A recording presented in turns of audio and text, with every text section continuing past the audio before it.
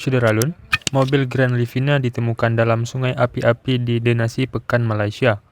Di dalam mobil tersebut terdapat kerangka manusia yang disebut bernama Muhammad Iman Akmar. Korban dilaporkan keluarga telah hilang selama 9 bulan dan tidak ada jejak. Setelah dilakukan proses otopsi, Iman yang diduga sebagai korban kecelakaan ini dibawa pulang oleh pihak keluarga untuk dikebumikan. Iman dikuburkan di tanah perkuburan Islam Pasir Putih sekitar pukul 1 dini hari waktu Malaysia. Ibu korban bernama Azmawati meluapkan rasa ridha atas ketentuan Allah Subhanahu wa taala. Ia juga sudah tenang karena telah menemukan anak sulungnya setelah 9 bulan dalam keadaan bimbang. Sebelumnya diberitakan mobil Grand Livina ditemukan di sungai dengan keadaan berlumpur dan terdapat kerangka manusia, Minggu 24 Juli 2022.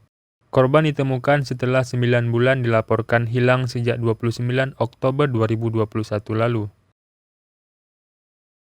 Dijelaskan pihak kepolisian bahwa Muhammad Iman berangkat dari Pasir Gudang pada pukul 1.30 dini hari pada 29 Oktober 2021 menuju Terengganu menggunakan mobil. Namun setelah itu ia tidak bisa dihubungi lagi. Mobil korban ditemukan ketika seorang warga memindahkan besi di jalanan ke pinggir sungai pada pukul 11.40 waktu Malaysia Minggu 24 Juli 2022.